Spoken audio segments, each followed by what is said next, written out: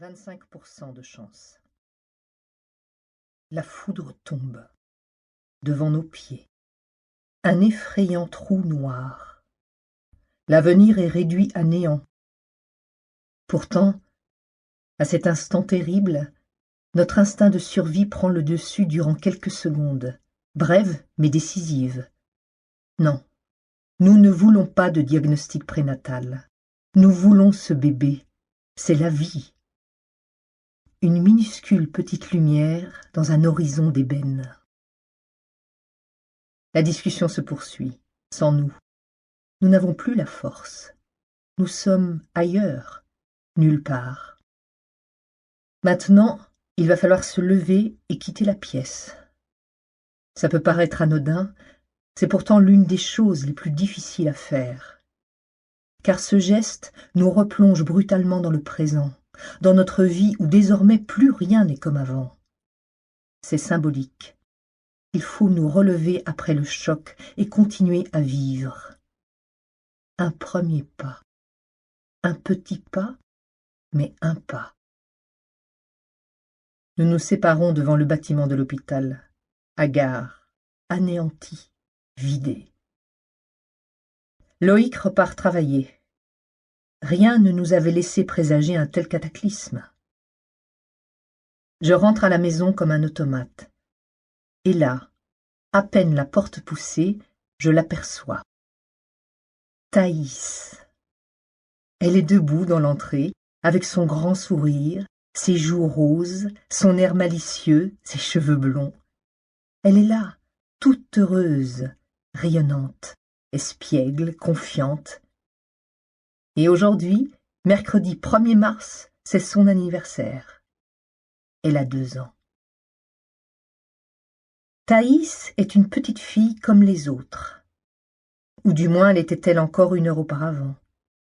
Jusqu'à ce jour, sa seule distinction notable, c'était sa date de naissance, le 29 février. Un jour qui n'existe qu'1 an sur 4. Un anniversaire les années bissextiles seulement.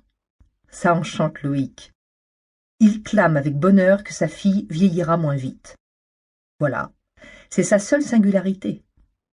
Ça, et une démarche particulière.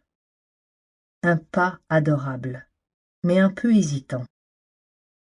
Je m'en suis aperçue à la fin de l'été.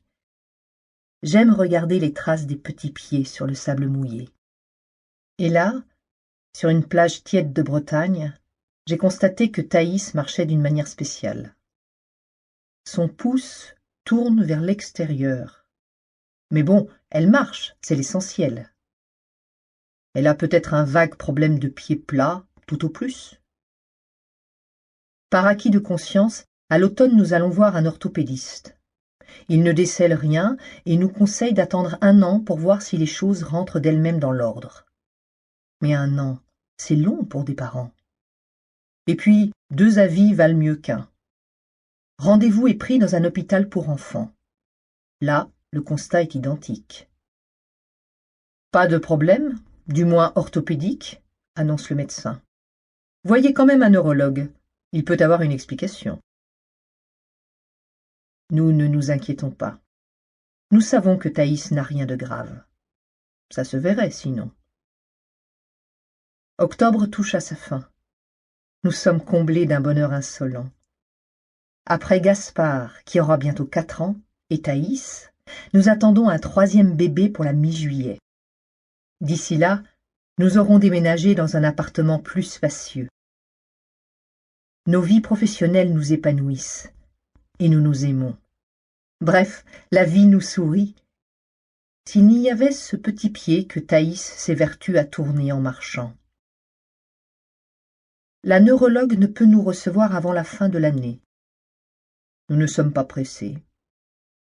Même si l'assistante maternelle et la directrice de la crèche familiale de Thaïs croient déceler des micro-tremblements de ses mains. Et si elle la trouve moins souriante ces derniers temps. C'est vrai, mais cela ne nous alarme pas. Thaïs perçoit certainement la présence encore invisible du bébé. Ça la contrarie et la perturbe. L'explication doit être là. Mais ça ne l'empêche Pour continuer à écouter ce livre audio gratuitement, cliquez sur le lien dans la description et vous pourrez l'écouter en entier sans frais grâce à l'essai de 30 jours d'Audible.